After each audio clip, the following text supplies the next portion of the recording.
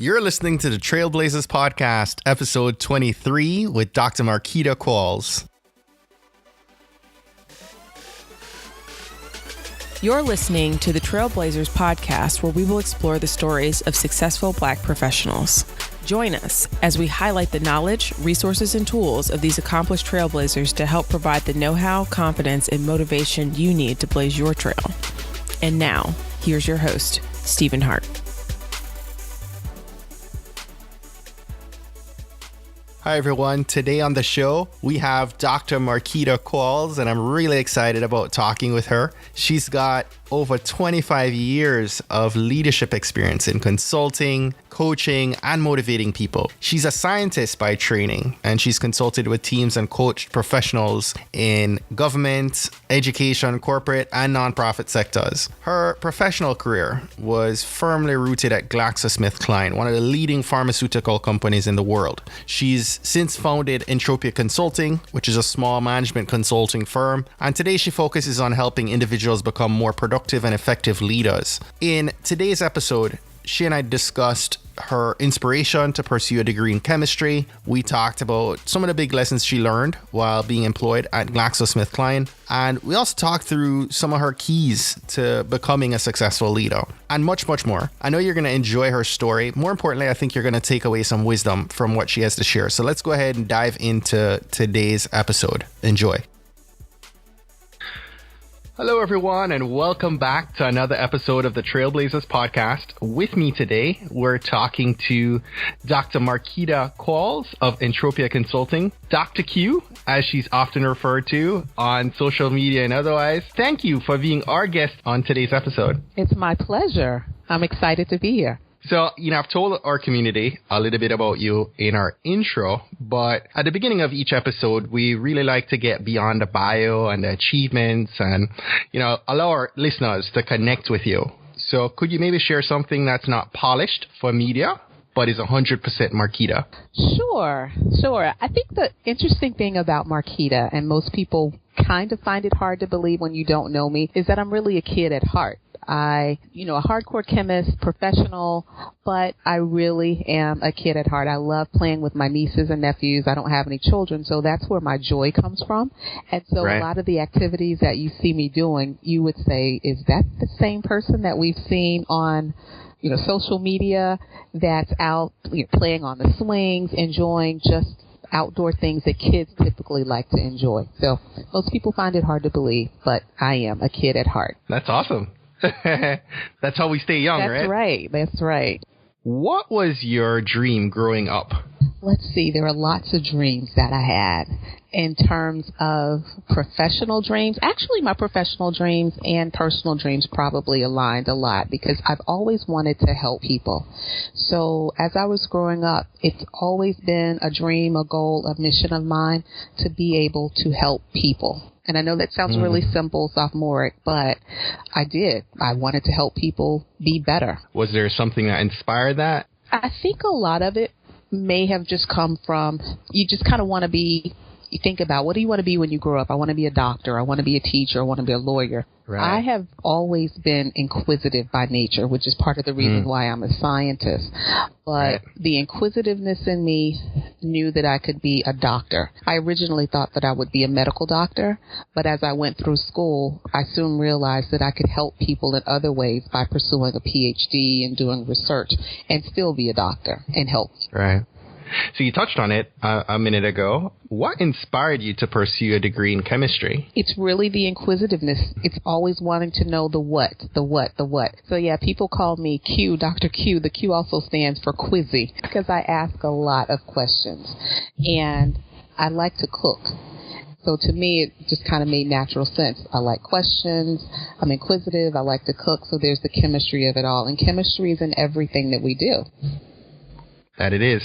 That's so true. So was there someone that helped mold that side of Dr. Q to kind of help you move along in that STEM, that area of STEM? When I was in high school, I had a high school chemistry teacher. Margaret Thurl is her name.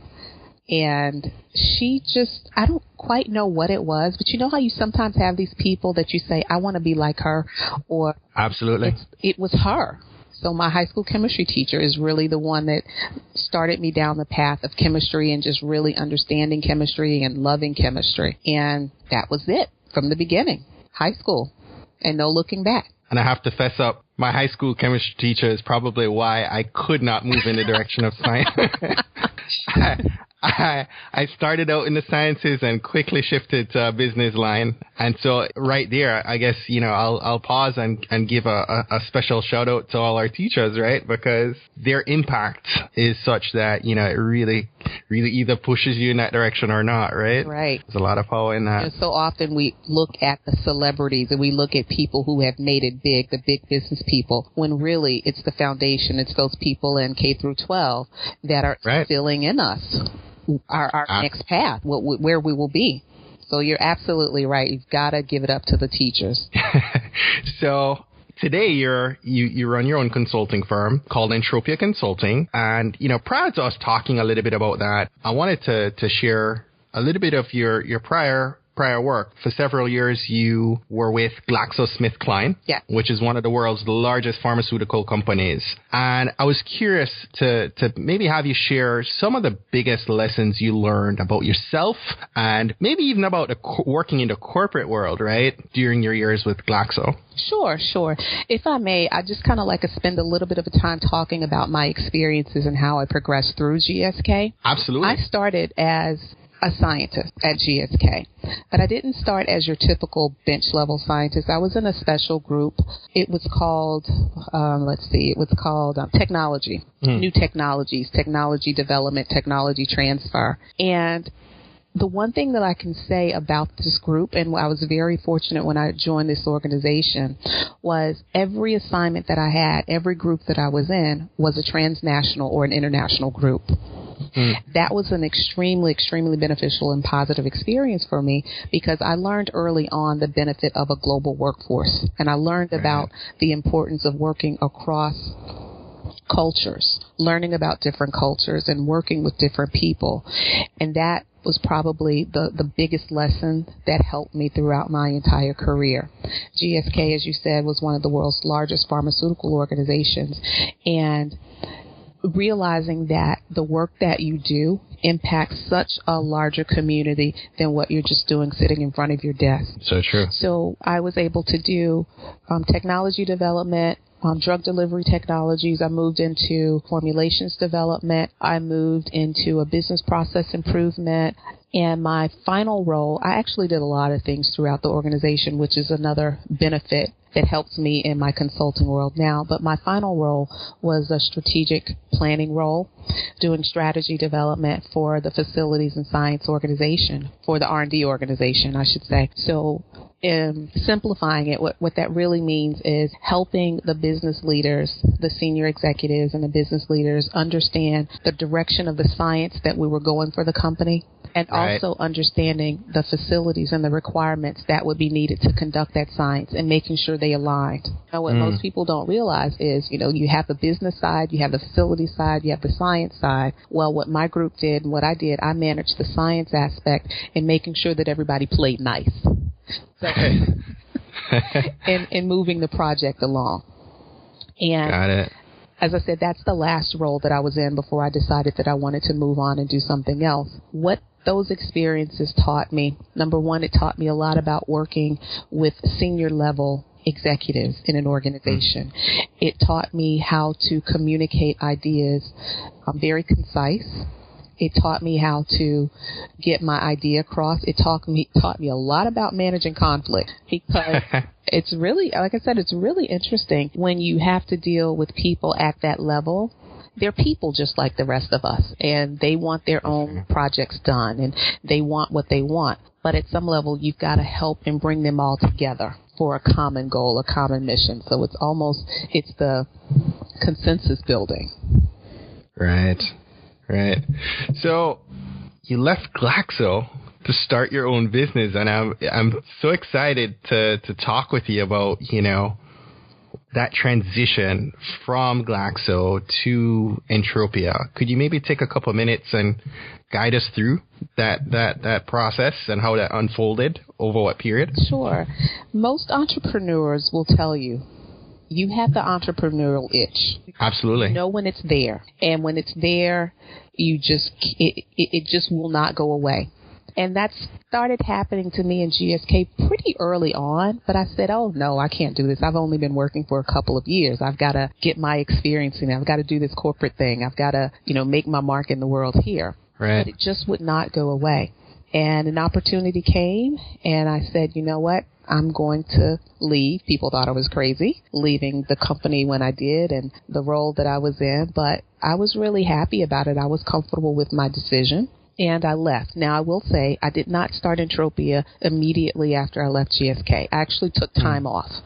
Took time off to just enjoy life because a lot of times what happens with people in the STEM fields or STEM areas, it's a continuous process. You go from undergrad to grad school to work, and we don't often take time off for ourselves. Right. And so, again, this is another opportunity for me to just kind of take some time out for myself, and I did that. But then the economy hit, and I said, whoa, I've got to do something. I've got to do something quickly, and I decided that rather than going back into the traditional workforce, I was going to scratch the itch and formed Entropia. Wow. Entropia originally started as it's a management consulting firm, which is still what I am now technically. My initial projects were mostly strategic planning, strategy development. I did a couple of interim director type roles. But over the past couple of years, I've transitioned more into the leadership and professional development, coaching, consulting type realm. Right. And one of the things I really, really enjoy about that is it goes back to my dream when I was growing up of being able to help people. Help people. That's right. That's right. And everything that I have learned throughout my working at GSK, and we didn't talk about this earlier, but I've had other leadership roles. I was the national president of the National Organization of Black Chemists and Chemical Engineers. I've been on several top-level chemistry, chemical enterprise advisory boards. And so the things that I have learned, I take those things and I'm able to use them as resources in Entropia in helping other people achieve their goals. And that makes me happy. Right. That's awesome.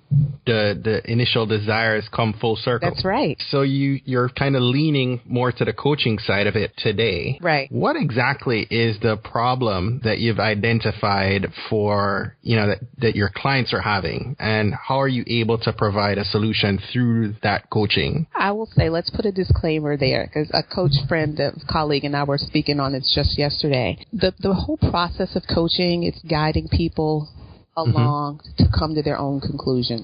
But I have to say, and one of the reasons why I say I'm a consultant and coach is I advise people. I actually give solutions, which in the pure definition in the coaching world, that's not what a coach would do. So I do professional development consulting because I am able to give advice. I do give solutions as well as guiding you along the way to finding your own solutions when needed. Right. So no two people are exactly the same? That's right. No two people are exactly the same, and that's one of the things that I enjoy when I work with people is the uniqueness of everyone. And you learn a lot about them, and you learn even more about yourself when you're working in these types of situations or coaching engagements. Keeps it interesting. It does. One of the things, and to answer your question, your earlier question, one of the problems that we have is what I have seen is people don't often know how to present themselves. So it's that leadership presence. And I know people will get into the questions, are leaders made or are leaders born?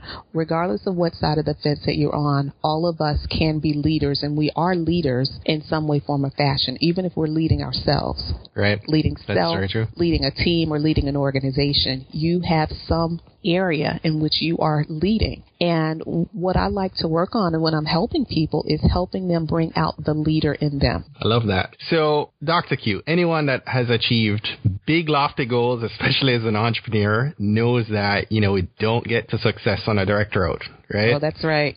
I'd love you to share with us maybe one of your roadblocks that caused you to have to take a major detour. Could you tell us about that time and maybe what happened and how you overcame that to get back on track? Let's see. Just one?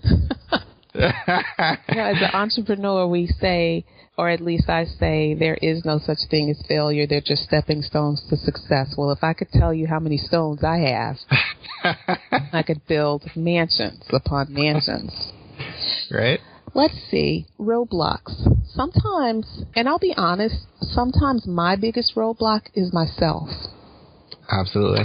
And the reason I say that is because I am a driven person. I like to see things happen. And I often get demotivated. And when I get demotivated, it kind of puts me in a slump, in a funk of where I don't think that I'm making an impact. And if I allow myself to stay there for too long, that is a roadblock in and of itself because I can't move. Right. I'm just motionless. I'm not being good to myself, and I'm not making an impact, or I'm not helping other people. And so one of the things that I have to do is coaches need coaches. And so when I run into situations like that, I actually have to seek out other people to help me. And I don't mind that. I really don't mind trying to have other people help me because that's what this life is all about. You can't walk this alone. No man is an island. No man stands alone. So when you go to a roadblock and when you come to different challenges or obstacles that are in your way, sometimes you can't see it. You need other people to help you. So that's what I always like to tell people too, is seek help. And I never tell people to do anything that I won't do myself. So that's what I would do when those roadblocks have caused me to take a major detour. Interesting. Thank you for sharing that. You know, interesting to a comment you made earlier. I have a reminder. I have an iPhone, and I set up different inspirational messages and quotes oftentimes in my reminders app. And one of them that pops up every morning at 7 a.m. is, it says, look in the mirror. That's your competition. And it's a reminder every day that oftentimes the biggest thing standing in the way of me getting to the success I'm looking for is myself. You know, we all have to push through that at times, and I appreciate you sharing that. Thank you. I think that when people hear this, then they can identify, because a lot of times people feel as though they're the only ones that are going through this, when in actuality you aren't. And that's the power of being able to share. That's one of the reasons I'm really excited about doing this podcast, is because one of the things that I have started doing daily, I haven't always done that, but over the past, I'd say 2 months or so, I listen to a lot of TED Talks. I'm picking up a lot more pods, and that is helping me stay grounded, but it's also helping me know that I'm not the only one. Other people have experienced this, and this is how they have overcome whatever obstacle they came through. It also allows me to be a bit more empathetic as well as sympathetic to some of the causes out there, because it's not always all about work. There is another part of Marquita. As I said, I'm a kid at heart. Right. Who likes to cook? Yeah, and I love to cook. But your daily ritual, find something that will allow you to keep in touch with the human aspect, the reality of the world. Because you don't want to get so caught up in your day-to-day grind that you forget what life is all about. I mean, I heard a talk yesterday. I can't remember who it was. I can go back. But just talking about your dreams and your goals and life and destination, well, you know what life is a journey. We all know what the destination is, the end point of life. That's guaranteed. So what you have to do in between time, that is your journey. And it's a big motivator when you process it that way, right? Yeah, it is. It is. Staying on this entrepreneurial thread, sometimes getting things done, especially things we don't want to do, can sometimes be paralyzing, right? How do you learn to love doing hard work you don't want to do? How do you get through that and get it done? I don't like hard work. I have never liked hard work. And I would say that I don't think I've ever been a hard worker. I've always been a smart worker. And in being a smart worker, it's prevented me from having to be a hard worker. It's not to say that I don't put in the hours. It's not to say that I have not been diligent and persistent of getting things done and doing what I needed to do. But I've always equated hard with inefficiency. And I try my very, very hardest to be smart about what it is that I do. What is it that I'll do when I don't want to do some things, especially as an entrepreneur, when I know that my next client could be depending upon me doing it or not? I have accountability partners. Nice. I have a board of directors who really hold me accountable. We speak, it's kind of unorthodox, but we communicate every day, even if it's just a check-in. Wow. Yeah, it's just a check-in. What do you do? How's it going? And there are 6 of us on the board. And it's not as though we communicate via phone, by voice. Text messaging does just fine. But those little reminders sometimes is all that's needed. Because if I'm feeling like I'm in a funk or slump and I get that ping and they say, hey, Dr. Q, what's going on? What's the check-in? Then because you are accountable to someone, that's your motivation. Because these people aren't just going to let you sit and do nothing. Right. Love that. We talk about mastermind groups all the time, which That's kind of what we refer to. And I think that's great that you have that accountability to help push you on, especially when you don't have business partners. That's right. I think mastermind groups are terrific at providing that the strength where you're weak and also the accountability. Right. Strength in numbers, right? Right. And I think one of the other pivotal differences between the board of directors type of group, your personal board of directors, and your mastermind types of group is the personal relationships that you have or have built. Mm-hmm. Mastermind groups, and I know not all of them are like that, but mastermind groups sometimes can be a bit more competitive than need be. Right. My personal BOD or board of directors have my best interest at heart. We all have each other's best interest at heart because of the personal relationship. We want to see everyone succeed. Right. And all of us aren't necessarily in the same discipline or same area. And I think that helps out as well. We're also able to feed upon each other and just kind of give ideas that are outside of the box where we would have typically not thought of. Was that intentional? Do you guys try to keep the group from having people in similar lines of work? And to that end, has the group stayed pretty much the same size? The group has stayed the same size. We don't accept new members. We don't. That sounds like my Bible study group. Yeah, it works. We have something that works, and it's been working for 7-8 years now, and wow. No need for changing it. No need for disrupting, because it's the level of trust that's there. Absolutely. And again, as you said, for entrepreneurs, especially for solopreneurs, that's important to be able to have a group, to have, whether it's another person or a group of people, someone who you trust and then can be trusted for you to share. Because you can't do this by yourself. You may be a solopreneur, but it's impossible to do it on your own. You need other people. Have to. To that point, do you have the need for like a virtual assistant or help at times, and how do you manage delegating responsibilities even if you have to outsource it? Fortunately, and it could be unfortunately, but for the size that Entropia is right now, I'm able to do it on my own. To manage it, right. Some of the professional services I do outsource, like my graphic design and the website, things like that, I have to outsource. But for managing meetings, I utilize apps, online tools, and systems, and it works out pretty well. Awesome.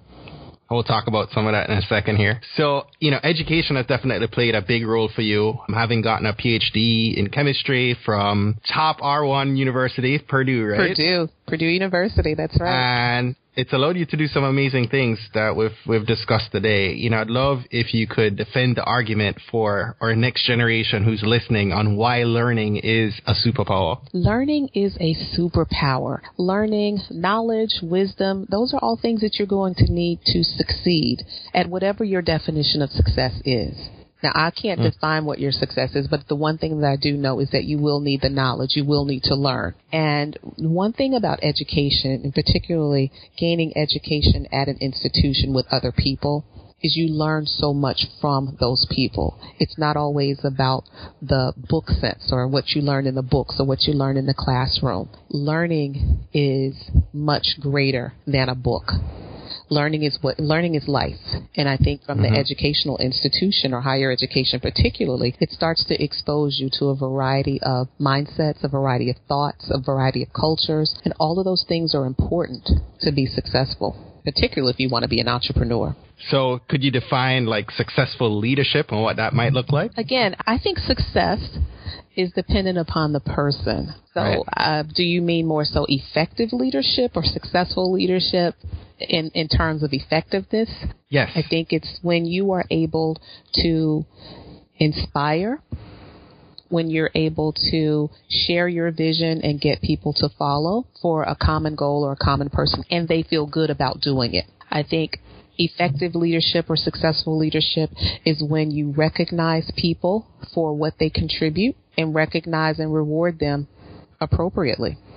Reward may not always be a monetary or financial reward, but reward is definitely acknowledging what someone has done to help you get to where you want to go. That goes such a long way. It does. It does, because when people feel as though they're part of the process, when people not only feel as though, but when they've been acknowledged and people say thank you, we underestimate the value of a simple thank you, because people don't have to do it. People don't have to contribute. People don't have to follow you. People don't have to listen to your podcast. People don't have to follow Marquita or follow Dr. Qualls on Twitter. Right. But the mere fact that they do, they're supporting us. They're supporting our vision, and just simply saying, hey, thanks for the follow, or thank you for your comments. I appreciate it. It goes a really long way. It does. It does. Absolutely does. You know, you've been running your business for, 7 years now? Yes, 7 years. Congrats on that accomplishment. Thank you. I'm curious to know what's on your vision board for Entropia and what the next 10 years might look like for you and for the company. I'm still visioning. I'm still thinking about where I want Entropia to go next. Do I want to stay in this space? Do I want to expand? Do I want to be a household name? So when people think of big consulting firms, you think of McKinsey, you think of BCG, you think of Accenture. When you think about the leadership development people, you think about John Maxwell, you think about Peter Drucker and that. I'm not sure where I want it to be. I mean, it would be nice for people to equate Dr. Q and Entropia when you think about leadership development in the STEM field, but I don't know. And that's my honest answer. I don't know. I love what I'm doing. Fair response. Right. And I'm just going to keep building and growing, and whatever direction the Lord leads me, that's where I will go. I appreciate you sharing that. So, we'd love to have you share some resources with our listeners to help them sharpen their minds. And I was curious to know, what's one book you've read in the past that has inspired you most? Okay, now I told you I was a kid at heart, and your listeners will probably laugh and say, really, are you serious? But one book that I would recommend, if you've not read it, you've got to read it. Oh, the Places You'll Go, Dr. Seuss. That's Have you ever read that one? I have not. Oh my goodness, you have got to check it out. Oh, the Places You Will Go. It's quite a popular book for graduation time, but it's an inspirational book. I'm not going to tell you too much about it because I want you to get it. But for those that are on the journey, it's extremely encouraging, but it's also very thought-provoking in a children's book. Yeah, no, I'll check it out. That's right. So most of my most inspirational books are actually children's books. Sure. I do read a lot of the, New York Times bestsellers. Honestly, what I have found about them, though, is they're kind of all of the same. I don't know, it's just kind of my preference. Because they are the same, I get some of what I get from these books when I read them from talking to people. So I prefer the one-on-one interaction and learning these stories and necessarily reading a book to try to get inspired from those aspects. But on my bookshelf, I have just about every leadership book you could think about. Right. But I encourage you to do, The Places You Should Go, The Little Engine That Could, The Giving Tree. Those are my top 3. Okay. I'll definitely get my baby girl and I to sit down. I have a 6-year-old daughter that probably would enjoy reading that with me. Yes, she would. What is something small you've done this month that you're proud of? I am so excited to share this. So excited. I have a 30 for 30 challenge. I had to challenge myself to walk at least 1 mile every day for 30 days. And I'm very happy to say that I have not missed a day. We're on day 14 now. And it's really small and insignificant to some people, but it's for me, it's really big because it's discipline.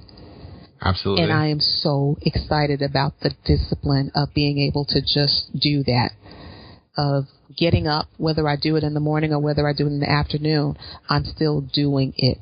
So I'm excited about that little discipline. You're creating a good habit, right? Yeah. And, it really is more so of if I can do this, if I can train and discipline myself to do this, then I can do that. Absolutely. And there is a that I'm just not publicly sharing, but I'm doing something for discipline. It's kind of like how I gave up eating meat. I've not eaten meat for 26, 27 some odd years, and I gave it for discipline. And it's really? Mm-hmm. Wow. I can't do without meat. Well, I do poultry and seafood, so I don't do beef or pork. I should clarify that. But yeah, when something, no matter how small or insignificant you think it is, it doesn't matter what other people think. If it's something for you, if it's small for you, then that's big, because small things lead to big things. Absolutely. So can a trailblazer have too many goals? That's an interesting question. I don't think you can have too many goals. What I think happens is I think we try to take on too many goals at one time. And when we're not able to achieve them, we get frustrated and we end up not achieving any of them. So I think when you are developing your goals, and this is something that I teach or share with my clients, we have to make sure that the goals are SMART. And I'm sure you've heard of SMART goals. Make sure that your goals are specific. Make sure that they're measurable. Make sure that they're actionable. Make sure that they're realistic. And make sure that they are time sensitive. I started doing lunchtime learning webinars earlier this year in 2016. And my first webinar was on setting SMART goals. And it was really a good one because it kind of was a refresher for some people, but it was like, wow, I never knew about setting goals in this manner. But making sure that your goals are SMART. And regardless of how many you have, if they're all SMART, then you'll be more likely to be able to achieve them. Mm-hmm. And just, a note for our listeners, if you're curious to know a little bit more, I don't know if you have resources, Dr. Q, online, but if anyone's listening and is curious to know more about SMART goals, you can just jump on Google. That's right. And type in SMART goals and look at images that will come up. You'll get a ton of templates for being able to, print and work on setting SMART goals. That's right. Thanks for sharing that. So that's it. Name an online resource if you could. It could be an app, software, or tool that you use every day that you can't live without. Can we say Google? Absolutely. Google is my friend. I don't think I could live without Google. I have gotten I rely on Google so much for everything. Searching people, searching places, searching information. As you said, if there's a concept that I'm not familiar about, I can easily Google it and go from there. As far as productivity apps, I'm using Schedulista now. And Schedulista? Schedulista. Mm-hmm. Okay. Yeah, it's an online scheduler, so it really helps me schedule my calendar, but it also helps my clients just kind of jump on and schedule time when needed. And it syncs up. So Schedulista is good for me. And there are plenty of them out there. I just happen to like Schedulista because of the integration of the payment portion, not fee portion. Right. There's a payment portion as well as a scheduling portion. So if I have clients that I need to charge a fee for service, they can still use it. But my normal clients, if we've already worked out our contract or a separate agreement, they can just go on and schedule and bypass that. So it's a pretty user-friendly, very simple, smooth system. I'll definitely put this on our show notes page for everyone listening so you guys can learn a little bit more about that. Why is it important to volunteer and give back with our time, talents, and treasures? My life mantra is, to whom much is given, much is required. Yes. God has blessed me tremendously, and I would not be doing my duty as a Christian if I tried to keep it all to myself. I'm not going to preach here, but I don't want my salt to lose its savor. That's right. And so it's really important for me. It's very fulfilling for me. And going back to helping others, I have got to share. And I believe that the more that I give, the more that I receive, not even necessarily financially, but the joy that I receive, the happiness that I receive. And I think it's really important to do so. I also think it's important to volunteer so that people can see that if I can do it, then they can do it too. Particularly for me being a woman of color in the STEM fields, when I do volunteer at local schools or science fairs or do science judging, I want people to see that there are black women that are scientists out there. I want people, and we often get up and we get caught up and we say, I want the little black children, I want little black girls and boys to see that you can be a scientist. That's extremely important to me too. But when we talk about diversity, when we talk about exposure, we need for everyone to see that there are people of color, there are African American men and women who are scientists. Everyone needs to see that it's not just our community. It's very important for our community to see it, but I think equally as important is for everyone to see it so we can become more inclusive in our thought processes. It's all about exposure. Absolutely. So, Dr. Q, as we get set to end today's session, I wanted to invite you to take a minute. You've done an amazing job, but I'd love to invite you to impart some actionable advice or an inspiring message that can help us elevate our game and really gain the courage to blaze a new trail. I'd like for people to think about two things, and then I want you to do one thing. I want you to think about what motivates you, and I also want you to think about what demotivates you. Two very simple questions. But once you start to think about what motivates you, not just what motivates you in your work environment, not just what demotivates you at home, but you're a whole person. What motivates you to do what you do, to be who you are? And then what demotivates you? Once you find an answer to those two questions, what demotivates you or what motivates you, then there's no trail that you can't blaze. You'll be able to do whatever it is that you want to do, whatever you can dream, whatever you can imagine. You can do that because once you've identified that motivator, that's what will fuel you. Once you identify that demotivator, that's what you'll be more guarded against. That's what you'll learn how to mitigate. That's what you'll learn how to make sure that you don't run into those demotivators. You know what I'm saying? Does that make sense? Yes. So your motivation and your demotivation, that's what I want you to think about. And once you get those, you will definitely be able to be your best you.